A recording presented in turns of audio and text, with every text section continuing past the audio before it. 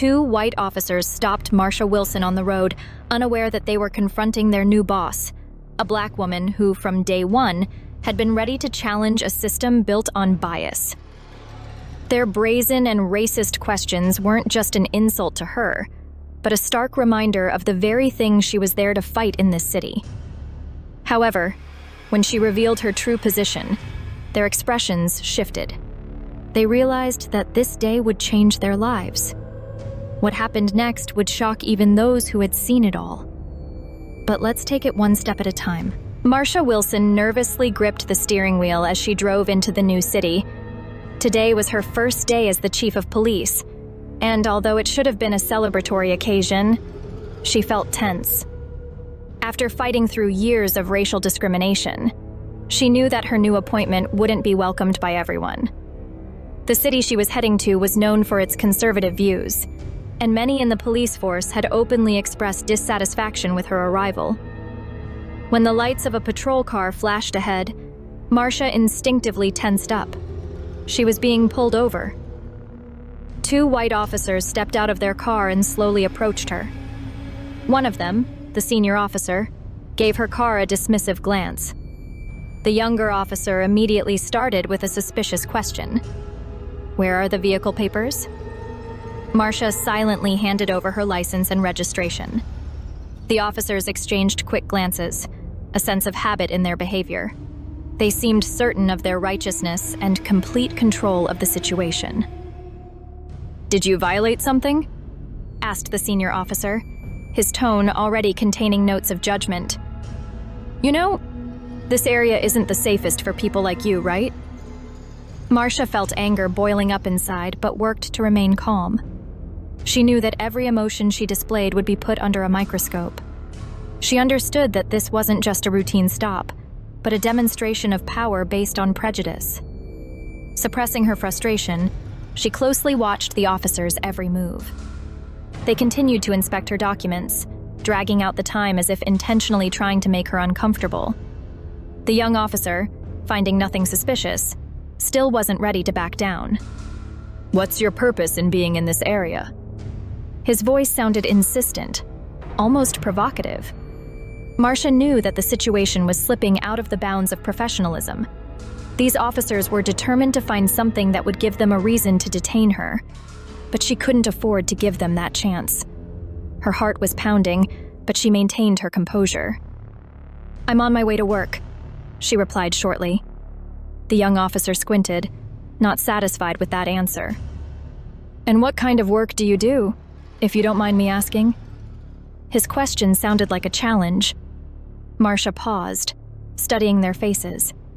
She had a strong urge to tell them the truth right there, to put an end to this farce. But something held her back. It was her first day on the job, and she didn't want to start with a confrontation with her subordinates. Instead, she calmly replied, "You'll find out soon enough." The senior officer, sensing that the situation was becoming awkward, stepped forward. "All right, that's enough." His tone was rough, as if he wasn't taking her seriously. "We could detain you for further questioning." This statement hit a nerve in Marsha. She knew she had every right to her freedom, but their arrogance and confidence in their own impunity fueled her anger. An internal conflict was building. Should she reveal her position now, or let them go further? Marsha took a deep breath, deciding that her patience had run out. She looked the senior officer in the eye, realizing that she could no longer allow this situation to unfold according to their plan. "That's enough," she said, her voice firm but calm. "I'm your new boss, Captain Marsha Wilson." Both officers froze. Their eyes widened in surprise, and their faces reflected complete confusion. For a moment, silence filled the air, thick with unease and bewilderment. The younger officer didn't immediately grasp what had happened, but the senior officer instantly realized the gravity of the situation. You're the chief?" The senior officer stammered, his confidence evaporating in an instant. "Yes, and I'd like to know why you stopped me and why this pointless interrogation continues." Marcia continued, not breaking eye contact. The younger officer was still confused, but the senior officer, now fully understanding the predicament they were in, hurriedly tried to find the right words. "I'm sorry, Captain. This was a mistake, a misunderstanding." His voice was now significantly softer, almost apologetic. "A misunderstanding?" Marcia paused, letting them grasp the absurdity of the situation. "Or is this an example of how you treat citizens based on their appearance?" The officers realized they had nowhere left to retreat. The senior officer tried to justify himself, but each argument sounded weaker, while the younger officer saw clearly now that their actions weren't driven by duty, but by bias. Marcia wasn't going to let them off easily. She felt that this moment could be a turning point not only for these officers, but for the entire department. Her voice remained calm, but firm. "I don't need apologies. I need to understand why the system you represent finds it acceptable to stop Black citizens without cause." She emphasized each word. "How often does this happen? How many people like me have been stopped simply because they didn't fit your idea of who should be driving this car?"